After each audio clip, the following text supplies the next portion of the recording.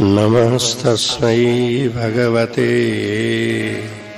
कृष्णाय कुण्ठमेधसे राधाधर सुधा सिन्धो नमो नित्यविहारिणे। राधां कृष्णस्वरूपां वै कृष्णं राधास्वरूपिणं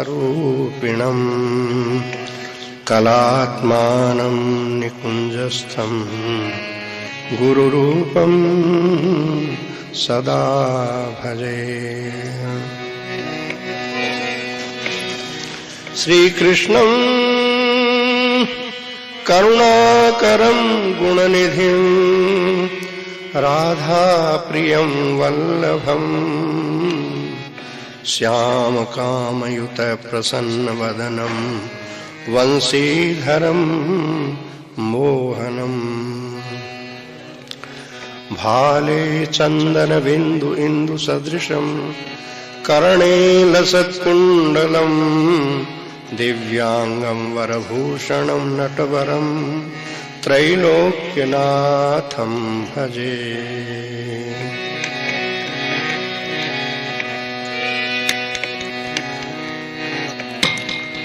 महाभावस्वरूपा त्वं कृष्णप्रिया वरीयसी प्रेमभक्तिप्रदे देवी राधिके त्वां नमाम्यहम्।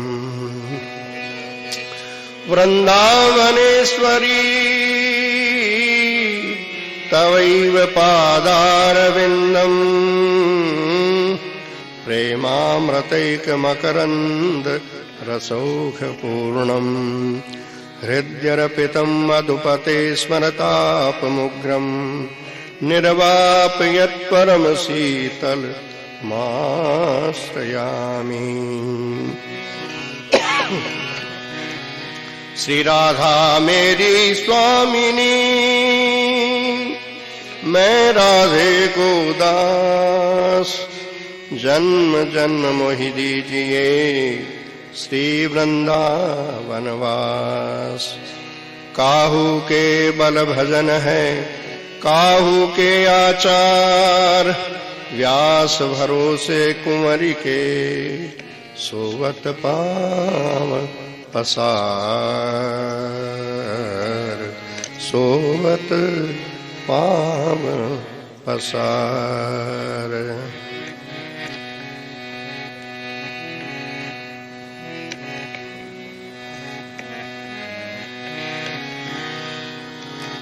जय जय वृंदा विपिन विहारिन जय जय वृंदा विपिन विहारिन जय राधिका निकुंज विहारिन जय राधिका निकुंज विहारिन जय राधा पद कमल विहारिन जय राधा पद कमल विहारिन जय वृषभानु सुता छविधारिन जय वृषभानु सुता छविधारिन जय जय वृंदा विपिन विहारिन जय जय वृंदा विपिन विहारिन जय राधिका निकुंज विहारिन जय राधिका निकुंज विहारिन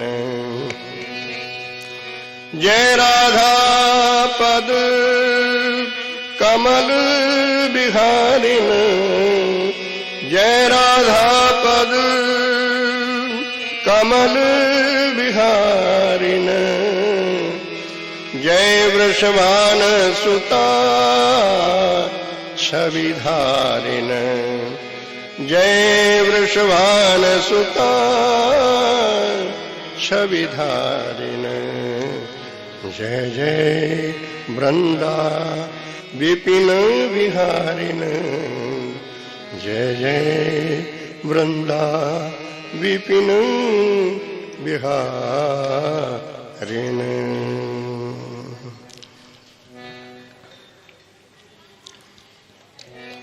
जय जय श्री राधे, जय जय श्री राधे,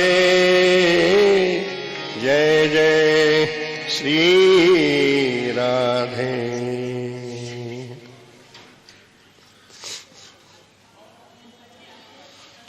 भगवान श्री राधा माधव के श्री चरणों में सभक्ति प्रणाम।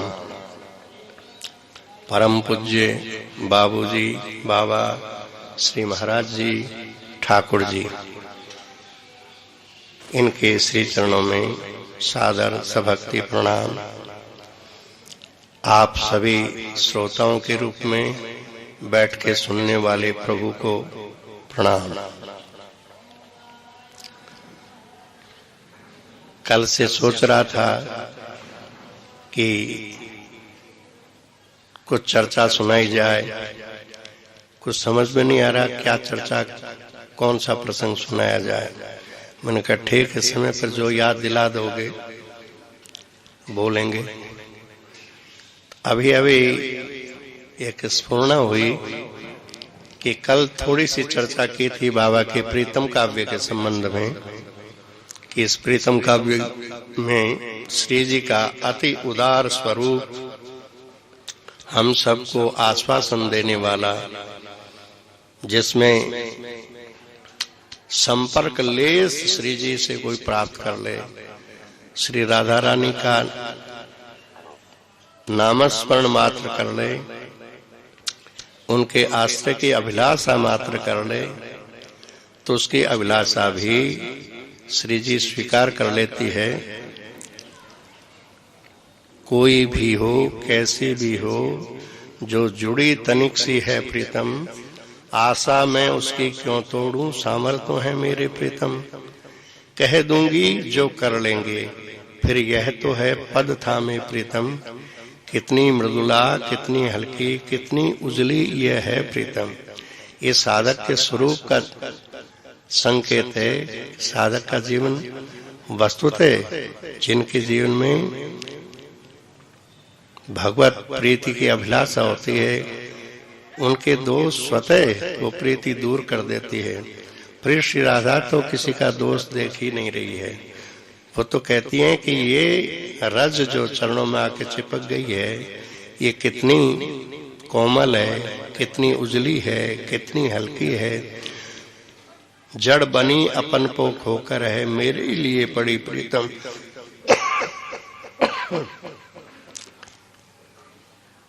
ये जड़त्व तो उसने वर्ण कर रखा है हम दोनों के सुख संपादनार्थ। बाकी तो चिन्मय अभी स्वरूप धारण करके सेवा में प्रस्तुत हो सकती है, परंतु इस समय हमारे चरणों को कोमल स्पर्श कराने के लिए ये कोमल बालुका बन करके बिछी हुई है और चरणाश्रय लिए हुए हैं। श्री वृंदावन के लिए कहा गया है, श्री वृंदावन चिद घन कछु छवि वर्णन जाई, कृष्ण ललित लीला के काज धर रहो जड़ताई। जड़त्व का उसने आवरण ओढ़ रखा है, क्योंकि संदनी शक्ति, चेती शक्ति और आह्लादनी शक्ति तीनों मिलकर के ही लीला संपादित हो रही है। तो इसमें इन तीनों की परम आवश्यकता है। इसके बिना एक का भी अभाव हो जाए तो लीला संपन्न हो। तो श्री जी उस रजकणिकाओं के प्रति भी उनके स्वरूप का स्मरण कर रही है। ऐसे ही प्राकृत जगत के जो भी जीव श्री राधा शरणाश्रय प्राप्त करना चाहते हैं, सपने भी जो अभिलाषा करते हैं कि हे श्री राधे, क्या हमें भी कभी ऐसा शुभ अवसर प्राप्त होगा जो हम आपके परिकर में सम्मिलित होकर के आपकी साक्षात सेवा कर सकें। उन्हें बोले निराश नहीं होना चाहिए, क्योंकि उन्हें लीला में पहुंचाने के लिए ये महापुरुष उनके निकटतम प्रांत में समुपस्थित रहते हैं। इनकी अतीत दृष्टि उन पर पड़ी ही रहती है। ये बात पूज्य महाराज जी को किसी दिव्य जगत से संतों का संकेत हुआ। घटना है 1972 की। महाराज जी वेणुनोद कुंज के आश्रम के प्रांगण में विश्राम कर रहे हैं। रात्रि के 3 साढ़े 3 बजे का समय है। परिकर में से श्री ठाकुर जी, देवी जी आदि उठ करके स्नान आदि के उपक्रम में लगे हुए हैं। केवल महाराज जी तंद्रावस्था में आंख बंद किए हुए लेटे हुए हैं। अचानक उनके सामने आकाश में 3 महात्मा दिखाई देते हैं। अगल बगल वाले तो खड़े हैं, बीच वाले मौन विराजमान हैं। बीच वालों को देखते ही महाराज जी पहचान गए कि ये तो अपने राधे बाबा हैं, पर वो मौन विराजमान है। अगल बगल वाले जो महात्मा हैं वो बाबा की ओर से महाराज जी को कुछ संदेश दे रहे हैं। एक महात्मा बोले, जो सात्विक जीवन यापन करते हैं, सामान्यतया भजन स्मरण की चेष्टा रखते हैं, श्री धाम आदि पवित्र स्थानों में रहने का जिनका स्वभाव है, स्वप्ने भी जो ये विचार करते हैं कि हे श्री प्रिया प्रीतम, हे श्री राधा माधव, क्या हमारे जीवन में भी ऐसा कोई सुअवसर आएगा कि हम आपके परिकर में सम्मिलित होकर के सेवा कर सकें। बोले उन्हें निश्चिंत रहना चाहिए। उन्हें लीला में प्रवेश कराने के लिए ये महानुभाव जो बीच में बैठे हैं उनकी ओर संकेत करके हैं। ये महानुभाव उनके निकटतम प्रांत में समुपस्थित रहते हैं। इनकी अतीत दृष्टि उन पर पड़ी ही रहती है। एक महात्मा कह करके चुप होते हैं, तब तक दूसरे महात्मा बोलते हैं, विषय जगत से साधक को स्वयं हटना पड़ेगा, क्योंकि विषयों में सुख बुद्धि उसने स्वयं की है। अतः संतों की, शास्त्रों की बात मान करके विषय जगत से हट जाए, अन्यथा सूकर, कुकर, मरकट, कबूतर आदि के वैश्यिक योनियों में जाकर के अपनी प्रवृत्ति के लिए मर मिटे। हाँ, इन्हें तो अनासक्त मन वाला ही चाहिए, आगे का काम ये कर देते हैं। महाराज जी ने ये तंद्रावस्था में जो कुछ देखा, तुरंत उठे और अपने कक्ष में जाकर के पैड लेकर के लिखना शुरू किया। महाराज जी का ये कोई रोज का क्रम तो था नहीं, आज सबको लगा कि वे कोई खास बात होगी। इतना बड़ा फुल स्केल कागज महाराज जी ने लिखा। देर से स्नान आदि करके जब ठाकुर जी की आरती वगैरह होकर के जलपान करने के लिए, बाल भोग के लिए सब बैठे, तो महाराज जी से पूछा गया कि महाराज जी आज क्या खास बात थी आप? तो महाराज जी के नेत्र सजल हो गए और वो पैड बुलवा करके पढ़ के सुनाया। उसके ऊपर हेडिंग में लिखा था, ब्राह्म बेला में परम सांत्वनात्मक अमृत वर्षणी वाणी सुनी। ब्राह्म बेला में परम सांत्वनात्मक अमृत वर्षणी वाणी सुनी। ये अब शायद वो चंद्रेश बता रहे थे कि लक्ष्य की और महाराज जी की जो पुस्तक है उसमें ये घटना छप गई है। लक्ष्य की, वो पूरे विस्तार से छपी होगी। मैं केवल उन दो महात्माओं की जो विशेष बात थी वो हमने उसी समय ठाकुर जी की कृपा से ये पढ़ने को मिला था तो याद कर लिया। जो सामान्यतया भजन स्मरण करने वाले हैं, स्वप्न भी जिनके मन में ऐसी अभिलाषा होती है, उनको भी लीला में प्रवेश कराने के लिए ये महानुभाव उनके निकटतम प्रांत में समुपस्थित रहते हैं।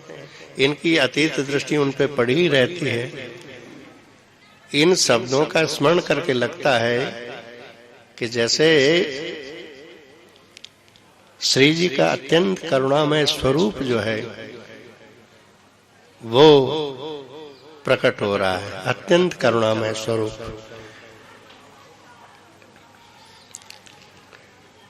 बाबा कहते हैं कि जिधर नहीं जाना है उधर मत जाइए, आगे का काम हम कर देंगे।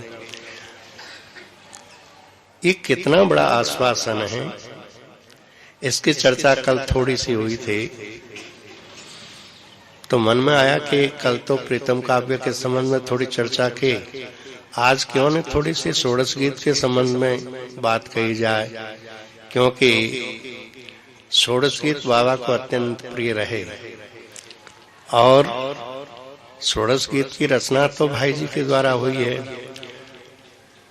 बाबा ने तो भाई जी के साहित्य में से ये 16 पद अलग से छांट करके और फिर भाई जी इसका इसकी वंदना और पुष्पिका और लिख दीजिए।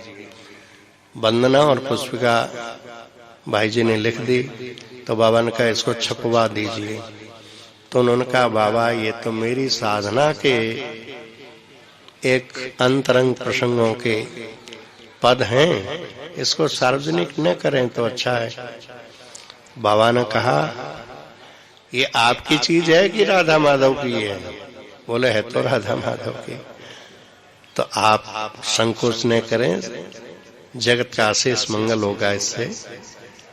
तो स्वीकृति दे दी। बाबा ने इन पदों को प्रचलित जितनी भी भाषाएं हैं देश और विदेश की, उन सभी भाषाओं में इसका अनुवाद करवाया। पुष्कल मात्रा में जगह जगह इनको लाइब्रेरियों में, शोध संस्थानों में रखने की व्यवस्था की और कहा कि इसको परंपरा से इसका पाठ करने वाले भी होने चाहिए। ताम्र पत्रों पर उत्कीर्ण करवाना, प्रस्तर पर भी उत्कीर्ण करवाना आदि कई प्रकार की योजना बाबा ने बनाई और कहा कि अभी तो इन भावों का ग्राहक सामने नहीं दिख रहा है, पर 500 वर्ष बाद एक महापुरुष आएंगे और उनके द्वारा इन पदों का ऐसा प्रचार होगा कि घर घर में ये गीता रामायण के पाठ की तरह लोगों के कंठार बनेंगे और परमार्थ पद के चलने वालों के लिए ये सूत्र होंगे। जैसे नारद भक्ति सूत्र हैं, ऐसे सूत्र रूप में उनके जीवन को आलोकित करेंगे। 500 वर्ष तक इस निधि को सुरक्षित रखा जाए।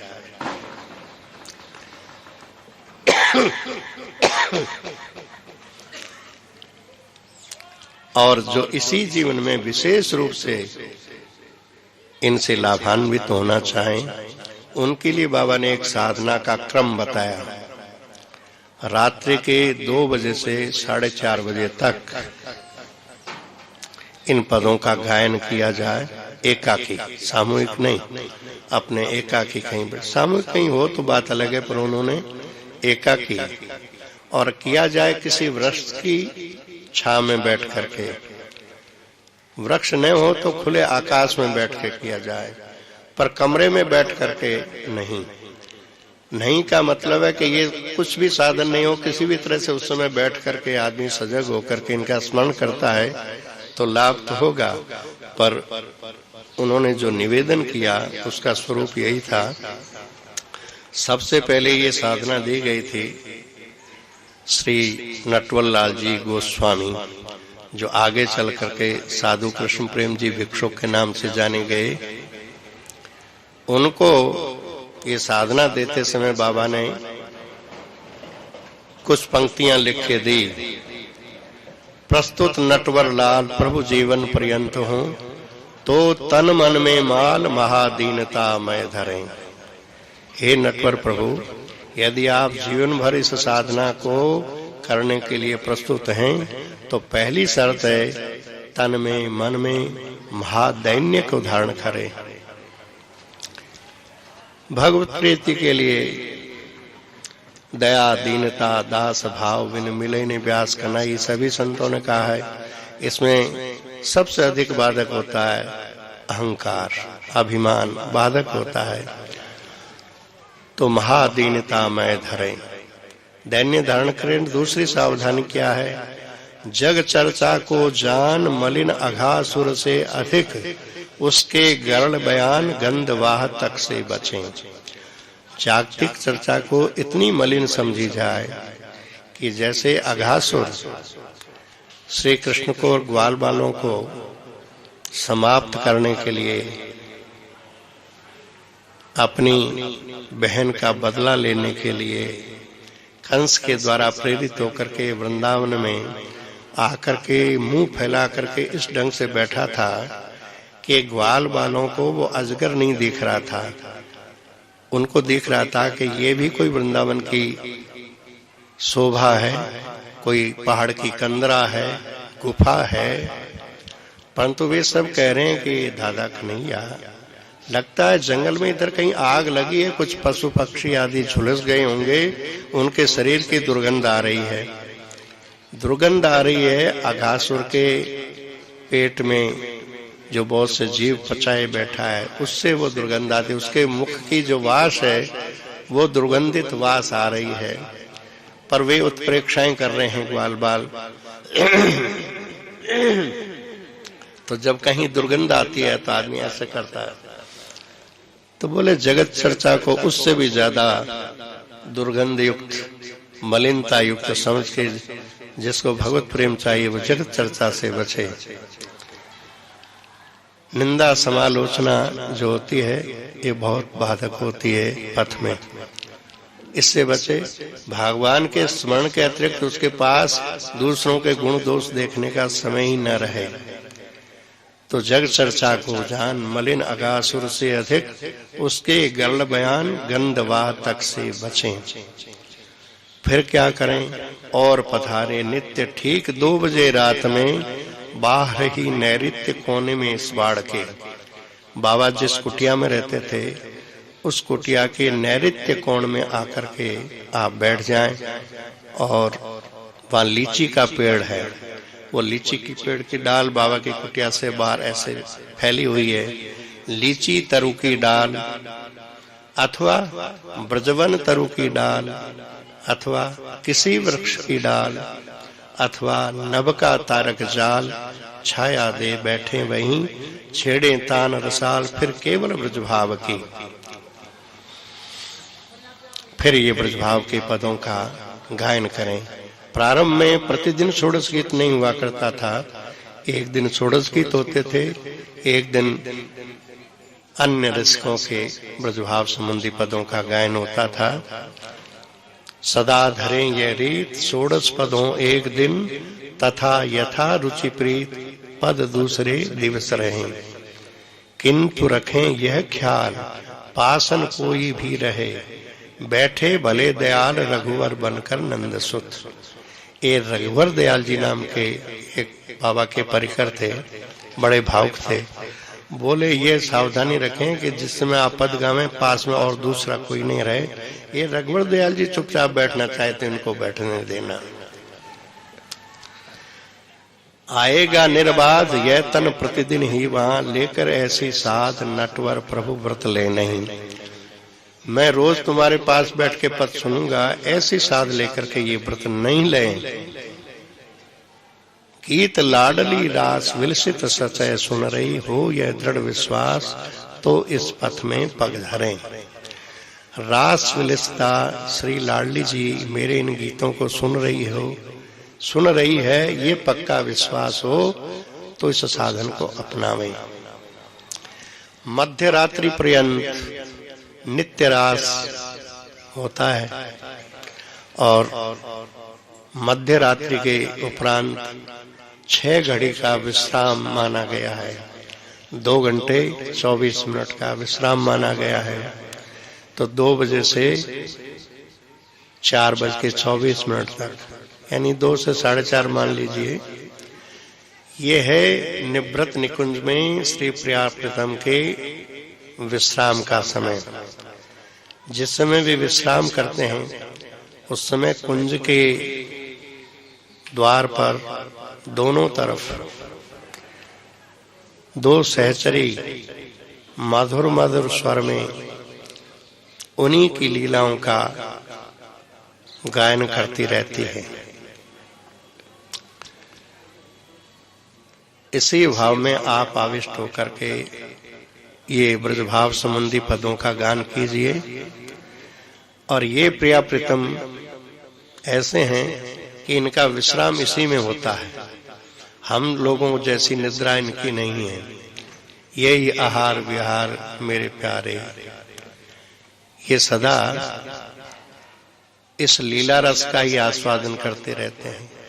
लीला आस्वादन नृत्य महाभाव रसराज, बीत रस रस दूधुअन को रचि विचित्र सुठी साज।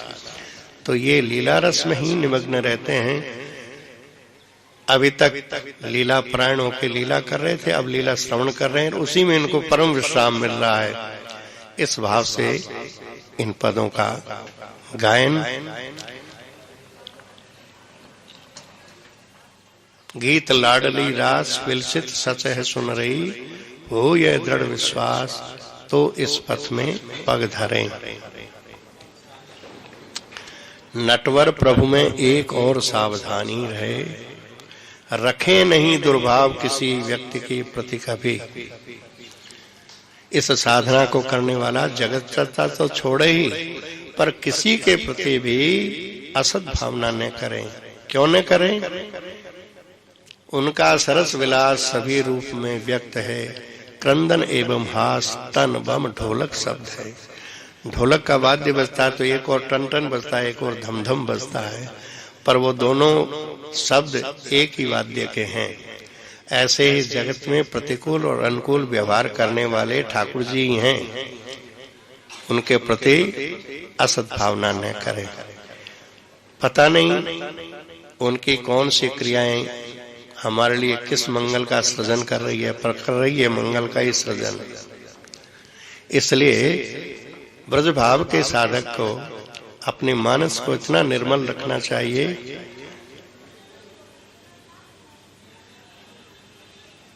भाई जी की अतुल संपत्ति, जिसमें वे कहते हैं इससे मुझे बड़ा लाभ हुआ। सब में भगवान को देखना, भगवत कृपा पर अटूट विश्वास, भगवान नाम का अनन्य आश्रय। और उद्धव जी से ठाकुर जी एकादश स्कंद में कहते हैं कि उद्धव, मेरी प्राप्ति के जितने साधन हैं उसमें सर्वश्रेष्ठ साधन मैं यही समझता हूं कि प्राणियों में मेरी भावना की जाए। जब तक प्राणियों में मेरी भावना मूर्त न हो जाए तब तक सभी को, गधे कुत्ते चांडाल तक को लज्जा छोड़ करके साष्टांग प्रणाम करें। सब में भगवान को देखना भगवान की दृष्टि से ये परम साधन है। बाबा कहते हैं कि हमने साष्टांग प्रणाम तो नहीं किया, परंतु जो भी सामने आता था तो जमीन पर सिर टेक करके हम प्रणाम करते थे। एक चतुर्थाश्रमी सन्यासी जो भी सामने आवे धरती पर सिर टेक करके प्रणाम करते थे, और प्रणाम करते करते यहाँ ठेक बन गई थी। अनेक लोग आते थे और उनको प्रणाम करना है, मौन है, प्रणाम करना है। तो कभी भाई जी के पास बैठे रहते, उस समय कोई आता प्रणाम करते तो भाई जी ऐसे हाथ रख लेते ताकि सिर जमीन पर न टिके, हाथ रख लेते थे। पर हर समय तो भाई जी पास रहते नहीं थे, ठेक बन गई थी यहाँ। सर्वप्रथम बाबा के दर्शन जब हमने किए थे तो रतनगढ़ में भाई जी के दर्शन करने हम गए थे। भाई जी के अद्भुत दर्शन मिले। फिर भाई जी ने कहा बाबा के दर्शन किए हैं? मैंने कहा नहीं, चलो मैं करवाता हूं। तो भाई जी के उस हवेली में ऊपर के कमरे में बाबा मौन रहते थे। भाई जी सीढ़ियां चढ़ के गए और जाके बाबा से कहा ये भाई आपका दर्शन करने आए हैं। तो तुरंत बाबा ने ऐसे देखा, पहले तो प्रणाम किया जैसे वे करते थे, इसके बाद ऐसे आरती सी उतारने लगे, फिर प्रणाम किया। तो भाई जी का दर्शन हो गया? उनका हो गया। अब हम नहीं समझे कि बाबा ये क्या कर रहे, पर बाबा की यही अर्चना थी। आगंतुक प्रभु की, बाबा की भावमयी यही अर्चना थी। प्रथम दर्शन में आगे चल करके तो जैसा जो कुछ अनुग्रह प्राप्त हुआ, आज उसी अनुग्रह के बल पर मन में निश्चिंत हो रहे हैं कि हमें अपना पता ठिकाना मालूम है कहाँ जाना है। इस विषय में सपने में भी कभी कोई संदेह नहीं है कि हमारा पता ठिकाना क्या है, उनके अनुग्रह बल पर। पंडित जी का एक वाक्य है, भगवत प्रेम अलभ्य और अगम्य मानकर निराश मत बन बैठी हो। श्री सद्गुरुदेव भगवान के अनुग्रह बल का भरोसा रखें। तो उन्होंने तो एक बार नहीं जाने कितनी बार ये कहा है, अग्रज के दृश्य अनुज तन से जिनका नाता था है प्रियतम, वे पहुंचेंगे ही नित्य जहां कान्हा गाता है प्रियतम। उनको पहुंचाने का उन्होंने व्रत ले रखा है। ये बात अलग है कि जाने वालों की लाइन में कोई आगे की लाइन में खड़ा है, कोई पीछे की लाइन में खड़ा है, पर पहुंचेंगे सभी। षोडश गीत की साधना बताते समय बाबा ने मुख्य रूप से ये सावधानियां बताई, पर वर्तमान के समय में ठाकुर जी की क्या लीला है वे जाने। बाबा जिस रूप में और जितनी संख्या में अधिकाधिक लोगों को इस साधना में प्रवृत्त करना चाहते थे, वैसा मूर्त नहीं हो पाया। तो बाबा कहते थे कि अभी इस वस्तु को केवल सुरक्षित रख लिया जाए, इनका प्रचार प्रसार तो आने वाले महापुरुष के द्वारा होगा, तब तक इसको सुरक्षित रखा जाए। तो सुरक्षित रखने के लिए आज भी बहुत से लोग नियमित षोडश गीत का पाठ करते हैं। कुछ ऐसे भी हैं जो अपने अपने आवास पर रात्रि के 2 से 4:30 में पूरी देर नहीं तो कुछ समय के लिए ही सही वो उठ करके इसका पाठ करते हैं। गोरखपुर में सन 87 से मेरा वहां निरंतर रहने का अवसर प्राप्त हुआ।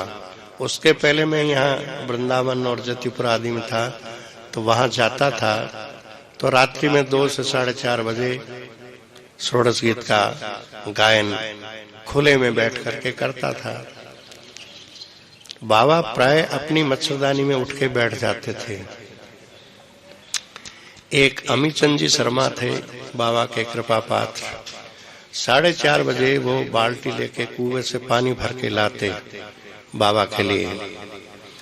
तो वो कभी कभी आके मेरे पास से गुजरते हुए कहते हैं, बाबा बहुत प्रसन्न हो रहे हैं, कह रहे हैं नारायण बहुत सुख दे रहा है। तो ये सुन करके और फूल जाते, हाँ बाबा प्रसन्न हो रहे तो क्या कहना। तो एक दिन 4:30 बजे का जैसे ही समय हुआ तो बाबा ने बुला के पूछा, क्या तुमने 2 से 4:30 का नियम ले रखा है?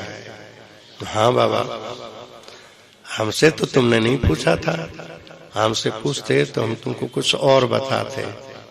मैंने कहा बाबा हमको पता था कि साधना आपको बहुत प्रिय है, इसलिए आपकी प्रसन्नता के लिए हम ये कर रहे हैं। तो कहते हैं यदि निष्ठापूर्वक इसको करोगे तो तुम्हारी मृत्यु भी 2 से 4.5 में होगी और श्री कृष्ण ही लेने के लिए आएंगे कि चलो चलो तुम्हारा समय हो गया। तो मैंने कहा बाबा रात में तो 2 से 4.5 करें, दिन में क्या करें? बोले दिन में भी अधिक से अधिक इसका पाठ करें, जितना कर सकें। तब हमारा ध्यान गया, हमने 2 चकोर 2 चंद्रमा 2 अली पंकज 2 चातक 2 मेघ प्रिय 2 मछली जल 2, एक तो कोई अर्थात हरे राम राम राम हरे हरे, हरे कृष्ण कृष्ण कृष्ण हरे हरे, एक मंत्र हुआ। इस ढंग से षोडश गीत की पूरी पंक्तियों को देखा तो वो 108 पंक्तियां ही हैं। महाभाव रसराज के मधुर मनोहर भाव करते शाखा क्या है, इंगित 16 गीत, करते शाखा चंद्र से इंगित 16 गीत आखिर में है। यहाँ तक 2-2 लाइनों का एक मंत्र मान के गिनती की जाए तो ये 108 मंत्र है। तो समझ में आ गया कि चाहे हम ये माला जपें चाहे ये माला जपें, माला ही है ये, बड़ी सरस माला है।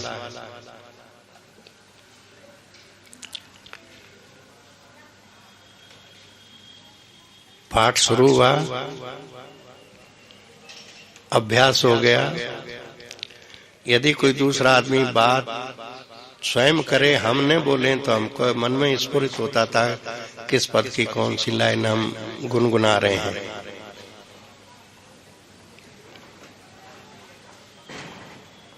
5-6 महीना तो ये क्रम बहुत अच्छा चला। उस समय वृंदावन में था और यहाँ पास में ही एक षोडश गीत मंदिर करके जगह थी, अब तो वो नहीं रही। उसमें था, शाम को रोज महाराज जी के यहाँ जाता था। 3-4 दिन नहीं पहुंच पाया, तो जो व्यक्ति रोज आता हो और वो न आए तो याद आती है कि भाई क्या बात है। तो ठाकुर जी ने किसी को भेजा, अरे भाई देखो क्या बात है, कहीं बीमार तो नहीं है। तो भगवान दास महाराज जी की सेवा में रहते थे, आए, देखा तो सचमुच में वो तेज बुखार में अकेला था पास में। अभी तो चारों ओर बहुत बस्ती हो गई है, उस समय वो बिल्कुल एकाकी स्थान था, बहुत तेज बुखार में था। अरे बोले आप बीमार हैं, चलो रिक्शा लेके आया था, उसी में बैठा के वहां ले गए। तो बाहर वाले कमरे में हमको विश्राम करने को मिला और वैद्य डॉक्टर जो भी दिखाना था तो मालूम हुआ कि टाइफाइड है। तो उसमें समय लगा धीरे धीरे ठीक होने में। तो मैं ताकत पर लेटा रहता था, ये पद गुनगुनाता रहता था। जब थोड़ा ठीक होने को आया तो ठाकुर जी आके कहते, भैया तू थोड़ा जप करो कर। तो मैं कह देता हाँ मैं कर रहा हूं। बोले ऐसे नहीं, माला से। तब मेरे को कहना पड़ा कि ठाकुर जी मैं ये माला कर रहा हूं। तो उनका ये तो बहुत अच्छी बात है, ये कर रहे हो, पर महाराज जी को कोई माला से जप करता है तो उनको बहुत अच्छा लगता है, तो महाराज जी की प्रसन्नता के लिए कुछ माला भी करो। मैंने कहा ठीक है। तो महाराज जी से ही एक तुलसी की माला ठाकुर जी ने ला के दे दी। तो जप भी करता, पर अब हुआ क्या कि वो जो निरंतर षोडश गीत की धारा चल रही थी, अब वो कभी तो जप करते करते वो पद शुरू हो जाए और कभी पद करते फिर माला की याद आवे। तो मन में एक स्फूर्णा हुई। हाँ, जब ये हुआ तो मैंने ठाकुर जी से कहा, तो ठाकुर जी ने कहा तू इनको दो क्यों मानता है, जप हो तो जप, पद हो तो पद, दोनों एक ही चीज है। उसी में उन्होंने ये घटना सुनाई जो कल मैंने निवेदन की थी। बाबा ने ठाकुर जी से जो कहा ना कि भैया राधा सुधा निधि का पाठ और राधा नाम से बढ़ के मुझे कुछ नहीं लगता, तेरी इच्छा हो तो तू भी कर। ये 1956 के पहले बाबा ने कहा। और 1963 के बाद जब बाबा का मौन शिथिल हुआ, तब ठाकुर जी ने फिर पूछा, कहा कि बाबा आपने ऐसा कहा था पर मैं ऐसा कर नहीं पाया। तो बाबा ने कहा, देख जिसने कहा था वो तो मर गया और मेरा तेरे साथ संबंध है, मैं तुझे कुछ आदेश देने के मूड में नहीं हूं। फिर भी तेरे मन में कोई प्रश्न है तो जाओ पोद्दार महाराज से पूछ लो। और भाई जी से पूछा तो भाई जी ने जो बताया कि भाई देख कहानी सुनाता हूं, कुछ बालक खेल रहे थे, उनमें विवाद हो गया कि मेरे बाबूजी अच्छे हैं, किसी ने कहा मेरे ताऊ जी अच्छे हैं, किसी ने कहा मेरे मामा जी अच्छे हैं। बालक एक ही घर के थे, जाके देखा यही है यही है यही है। बोले साधना के संबंध में ऐसी बात है, जिन महानुभावों को जिस साधन से विशेष लाभ हुआ उन्होंने कृतज्ञ हृदय से उस साधना की महिमा गाई है। तुलसीदास बाबा विनय पत्रिका में एक जगह लिखते हैं, प्रीति प्रतीति जहां जाके तह ताको काज सरयो। जिसकी जहां प्रीति है, विश्वास है, वहां उसका कार्य हो जाता है। तो बाबा तो कहते हैं मेरी तो प्रीति सर्वथा राम नाम के प्रति है, भरोसो जाए दूसरों सो करो, मोर तो राम को नाम कल्प तरु कल कल्याण फरो। तो राम नाम का ही परमाश्रय लेकर के उन्होंने भगवान की भक्ति प्राप्त कर ली। तो बाबूजी का उस समय कहने का था कि तुम महाराज जी के साथ रह करके यदि हरे राम मंत्र के आज जाप कर रहा है, कृष्ण कर्णामृत का पाठ कर रहा है, तो राधा सुधा निधि और कृष्ण कर्णामृत दो वस्तु थोड़ी है। जो कृष्ण है वही राधा है, राधा है वही कृष्ण है। एक मंत्र ठाकुर जी को भाई जी ने जपने के लिए अपनी ओर से कहा था, हो सके तो ओम क्लीम कृष्णाय गोविंदाय गोपीजन वल्लभाय स्वाहा, इस मंत्र की कम से कम 51 माला कर लियो कर। बोले इसकी कोई खास विधि नहीं है, श्रद्धा प्रेम पूर्वक इसका जप कर लेना ही इसकी विधि है। तो ठाकुर जी के जो संस्मरण छपे ना, उसमें ये वर्णन है कि भाई जी ने ये कहा, ठाकुर जी ने आजीवन उसको किया। ऐसे ही चोपड़ा जी थे, बाबा बाबूजी के परिक्रमा चोपड़ा जी। चोपड़ा जी को भी बाबूजी ने अपने हाथ से लिख करके ये मंत्र दिया। चोपड़ा जी प्राय बाबूजी से पूछते रहते, बाबूजी कुछ सेवा बताओ। हाँ बताएंगे। कई बार आग्रह किया तो एक दिन के सेवा करोगे, तो बहुत प्रसन्न हुए कि आज तो बाबूजी प्रसन्न से जेब में हाथ डाला, एक माला निकाल के पकड़ाई, इससे तुम जप करो, ये मेरी परम सेवा है। तो चोपड़ा जी कहते कि उस समय तो हमको लगा कि बाबूजी ने टाल दिया, सेवा नहीं बताई, पर परम सेवा वही थी। इसके कुछ समय बाद कृपा करके उन्होंने अपने हाथ से लिख करके यही मंत्र, ओम क्लीम कृष्णाय गोविंदाय गोपीजन वल्लभाय स्वाहा, गोपाल मंत्र, सिद्ध मंत्र, चोपड़ा जी चुपचाप इसको जपते थे, किसी को नहीं बताया कि ये मंत्र में जपता हूँ। हरे राम तो जपते ही थे, पर इस मंत्र की कभी भनक नहीं पड़ने दी कि ये भी मैं जपता हूँ। इस मंत्र की जपने की स्वाभाविक जो महिमा है वो साधक में व्यक्त होती है, ऐसा हम चोपड़ा जी के अनुभव के आधार पर कह सकते हैं। चोपड़ा जी इस मंत्र को जपते जपते उनको क्लीम ये ध्वनि एक नाद जैसी, मधुरतम नाद जैसी सुनाई पड़ने लगी और वो उसमें इतने झूमने लगे कि उनके सामने बैठ के कोई बात करे तो सुनते थे, कुछ कोई कह रहा है तो सुनते, यदि वो मुंह फेरा हुआ है तो जोर जोर से कोई बोले नहीं सुनते थे। तो प्राय हम लोग कहते थे आप बहरे हो गए हैं क्या, तो केवल मुस्कुरा देते। बाबा का जन्मोत्सव है, चोपड़ा जी यहाँ गोवर्धन रहने लग गए थे, जन्मोत्सव में आए हुए थे। श्री पाठक जी, विश्वम्भरषण जी, वाइस चांसलर यूनिवर्सिटी के, बाबा के परम अनुगत, उनके यहाँ भोजन करने के लिए गए। शायद अष्टमी या नवमी एक आध दिन पहले गए, अष्टमी को ही गए होंगे। तो वहां भोजन करते करते चोपड़ा जी ने पाठक जी से कहा कि पाठक जी महाराज, लोग मुझे बहरा समझते हैं, मैं बहरा नहीं हूं, बहरा बना दिया गया हूं। तो उन्होंने कहा क्या मतलब? बहरा बना दिया गया हूं, क्या मतलब? बोले मुझे एक ध्वनि सुनाई पड़ती है, वो इतनी मधुर है, इतनी मधुर है कि बस फिर मुझे और कुछ सुनाई नहीं पड़ता। तो पाठक जी ने प्रश्न किया, क्या वो एकाक्षर है? बोले है तो एकाक्षर, पर प्रणव नहीं है। पाठक जी ने आगे कुछ पूछा नहीं, बात गई आई। बाबा की तिथि नवमी, पूरे दिन चोपड़ा जी उत्सव में शामिल है, रात्रि जागरण में भी शामिल है।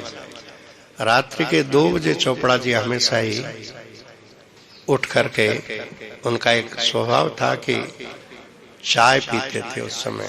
यहाँ